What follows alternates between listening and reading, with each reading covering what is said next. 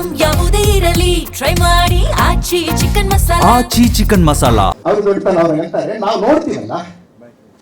So ಅವರು ಕನ್ನಡದ natural star ನಮ್ಮ ಚೆನ್ನಾಗಿರೋದು ಅವರು. ಸೊ ಹೀಗಾಗಿ ನಿರ್ಮಾಪಕರು ಜೊತೆಗೆ ಎಲ್ಲ ಕಲಾವಿದರು, ನಮ್ಮ ಬಾಲ್ವಾಡಿಯವ್ರ ಬಗ್ಗೆ ಅಂತೂ ಮಾತಾಡೋಂಗಿಲ್ಲ. 6 ಸಿನಿಮಾ ರಿಲೀಸ್, 4 ಸಿನಿಮಾ ಅವ್ರದ್ದೇ ಇರುತ್ತೆ ಕನ್ನಡದಲ್ಲಿ. ಅಷ್ಟು ಸಿನಿಮಾದಲ್ಲಿ ಅಭಿನಯಿಸಿ ಅವರು ಇದರಲ್ಲಿ ತುಂಬ ಭಿನ್ನವಾದಂಥ ಪಾತ್ರ, ಅದರ ದ್ವಿಪಾತ್ರ ಇದರಲ್ಲಿ ಅವರು ಕೂಡ ಡಬಲ್ ಆ್ಯಕ್ಟ್ ಮಾಡಿದ್ದಾರೆ. ಆಮೇಲೆ ಫಸ್ಟ್ ಟೈಮ್ ಒಂದು ಪಾತ್ರವನ್ನು ನಾನು ಪರಿಚಯಿಸಿದ್ದೀನಿ, ವಿ ಮನೋಹರ್ ಸರ್ನ.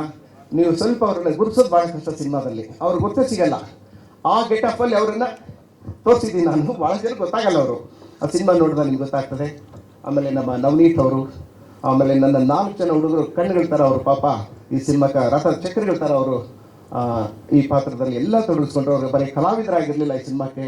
ನಮ್ಮ ಮನು ಇರ್ಬೋದು, ಸನತ್ ಇರ್ಬೋದು, ಬುಲೆಟ್, ವಿಜಯ್, ಇವರುಗಳೆಲ್ಲ ಚಿತ್ರತಂಡದ ಜೊತೆಗೆ ಬರೆದಂಥವ್ರು. ಇಂಥ ಹುಡುಗರಿಗೆ ಅವಕಾಶಗಳು ಕೊಡಬೇಕು ಅಂತಂದೇಳ್ಬಿಟ್ಟು ಸಿನಿಮಾ ಚಿತ್ರರಂಗ ಕೂಡ ಯೋಚನೆ ಮಾಡಬೇಕಾಗ್ತದೆ. ಅತಿ ಶೀಘ್ರದಲ್ಲಿ ನನ್ನೊಂದು ತಮಿಳ್ ಸಿನಿಮಾ ಸೆಟ್ ಇರೋ ಸಾಧ್ಯತೆ ಇದೆ. ಎಲ್ಲ ಡಿಸ್ಕಸ್ ಎಲ್ಲ ನಡೀತಾ ಇದೆ. ನಿಮಗೆಲ್ಲ ಆಶೀರ್ವಾದ ಬೇಕು. ಹಾಗೆ ನನ್ನ ಹಿರಿಯ ನಿರ್ದೇಶಕರು, ಸುಮಾರು ಸಿನಿಮಾಗಳನ್ನ ಹಿಟ್ ಅಂತ ಕೊಟ್ಟಂಥವ್ರು, ವಿಷ್ಣುವರ್ಧನ್ ಸಿನಿಮಾಗಳ ಅನೇಕ ಕಥೆಗಳನ್ನು ಅವರು ತೆರೆ ಮೇಲೆ ತಂದಂಥವ್ರು, ಜಯರಾಮ್ ರೆಡ್ಡಿ ಸಾರು, ಅವ್ರ ಮಾರ್ಗದರ್ಶನ ಕೂಡ ನನಗಿತ್ತು.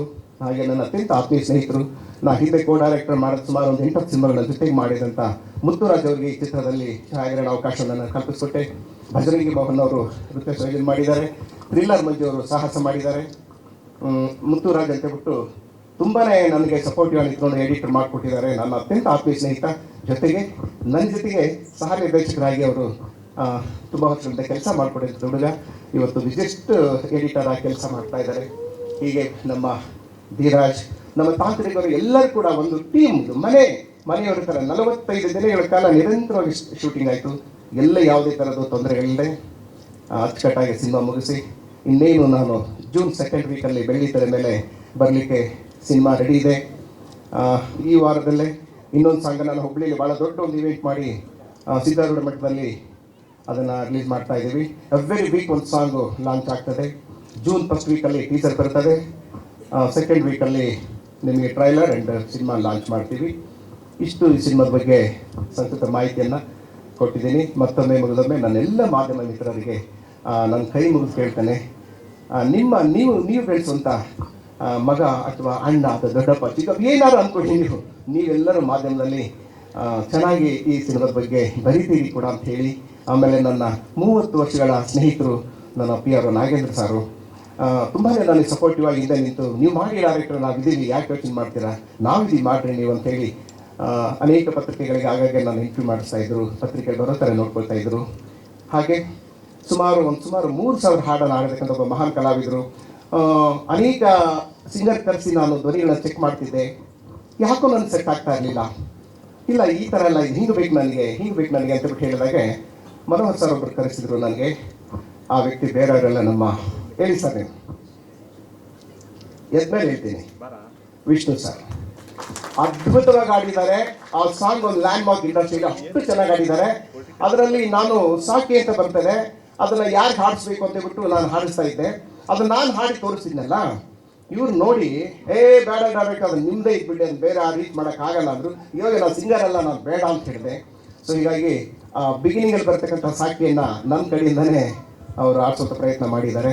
ಆ ಸಾಂಗ್ ಕೂಡ ಹುಬ್ಳಿಯಲ್ಲಿ ಲಾಂಚ್ ಆಗ್ತದೆ 17ನೇ ತಾರೀಕು. ಸಾರಿ ನಾನು ಹೇಳಿದ್ದೀನಿ, ಅಲ್ಲಿ ಕೂಡ ನಿಮ್ಮ ಮಾಧ್ಯಮದ ವಿಂಗಲ್ಲ ಇರುತ್ತೆ, ನೀವು ಅಲ್ಲಿ ಕೂಡ ಸಪೋರ್ಟ್ ಮಾಡಬೇಕು. ಹಾಗೆ ನನ್ನ ಸಹೋದರಿ ನಾಯಕಿ ಸಟ್ಟಲ್ಲಿ ಹೆಂಗಿರ್ತಿದ್ರಂದರೆ, ಏನಿಲ್ಲ ಇದು ನಮ್ಮ ಮನೆ, ನಾನು ಹಿಂಗೆ ಇರೋದ್ರಿ ಅಷ್ಟೇ ಅಂತ ಹೇಳ್ಬಿಟ್ಟು ಪಾಪ ಏನೋ ಬಿಡು ಓಕೆ ನಾನು ಅಲ್ಲಿರ್ತೀನಿ, ನಾನು ಮಾಡ್ತೀನಿ ಅಷ್ಟೇ ಅಂತ ಹೇಳ್ಬಿಟ್ಟು ಒಂದೇ ಒಂದು ಸಣ್ಣ ನನಗೆ ಯಾವುದೇ ಥರದ್ದು ಈ ನಾಯಕಿ ಅಂದರೆ ನಾವು ನೋಡ್ತಾ ಇದ್ದೆ. ನಾನು ಬಹುತೇಕ ದಕ್ಷಿಣ ಭಾರತದ ಹೆಸರಾಂತ ನಟಿಯರು ಆ್ಯಕ್ಟ್ ಮಾಡುವಾಗ ನಾನು ಸಹ ನಿರ್ದೇಶಕನಾಗಿ ಸಹಾಯಕನಾಗಿ ಕೆಲಸ ಮಾಡಿ ನೋಡ್ತಿದ್ದೆ ಕೂಡ. ಅದು ಇತ್ತೇನೋ ಅಂದ್ಕೊಂಡೆ ನಾನು. ಇರಲಿಲ್ಲ, ಯಾವುದೋ ನಮ್ಮನೆ ಹುಡುಗಿ ಬಂದು ಆ್ಯಕ್ಟ್ ಮಾಡಿದಾಗ ಅನಿಸ್ತಾಯಿತ್ತು ನನಗೆ.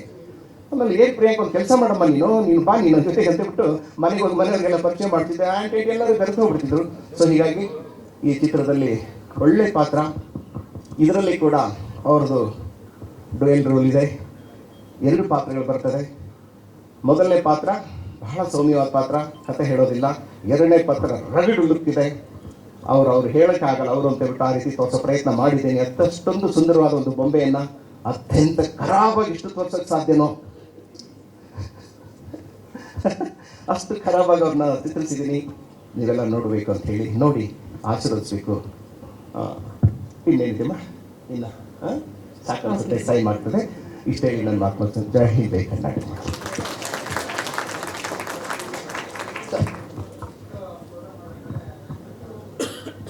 ನ್ಯಾಚುರಲ್ ಸ್ಟಾರ್ ಅಂತ ನೆಕ್ಸ್ಟ್ ಪ್ರೋಗ್ರಾಮ್ ಮಾಡಬೇಕಾದ್ರೆ ಸರ್ ಇದು ನಮ್ದು 120 ಕಂಟ್ರಿಲಿ ಒಂದು NGO ಇದೆ. ನಾವೆಲ್ಲ NGO ಮಾಡ್ತೀವಿ. ನಾವು NGOನ ದೊಡ್ಡ ಕಾರ್ಯಕ್ರಮ ಮಾಡಬೇಕು, ಹುಬ್ಳಿಯಲ್ಲಿ ಅದನ್ನು ಅನೌನ್ಸ್ ಮಾಡ್ತಾ ಇದ್ದೀವಿ, ಅವರಿಗೆ ಅದನ್ನು ಕೊಡ್ತಾ ಇದ್ದೀವಿ.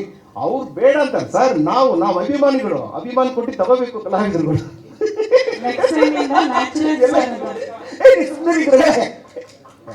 ಸರ್ ನಮಗೆ ನೀವು ನ್ಯಾಚುರಲ್ ಸ್ಟಾರ್ ಕಾಣ್ತೀರಾ ಸರ್? ಅಲ್ವಾ ಸರ್? ಸರ್ ಚಿನ್ನದಂತ ಚಿನ್ನಾಗಿ ಗೊತ್ತಾ ಸರ್ ಅವರು? ನೆಕ್ಸ್ಟ್ ಟೈಮ್ ಇಂದ ಹಾಕ್ತಾರಂತೆ ಸರ್ ಪೋಸ್ಟರ್ಸ್ ಅಲ್ಲಿ. ಆಮೇಲೆ ಎಲ್ಲ ಕಲಾವಿದರು ದಯವಿಟ್ಟು ಸರ್ ಇಲ್ಲಿ ಸರ್ ಎಲ್ಲ ಮಾತಾಡಲಿ ಸರ್. ಹಾ sir. Vasanth Kumar sir, thank you sir. Sir thank you. Sir ಒಂದು ನಿಮಿಷ ಇರಿ sir. Sir thank you so much, ಧನ್ಯವಾದಗಳು. Thank you.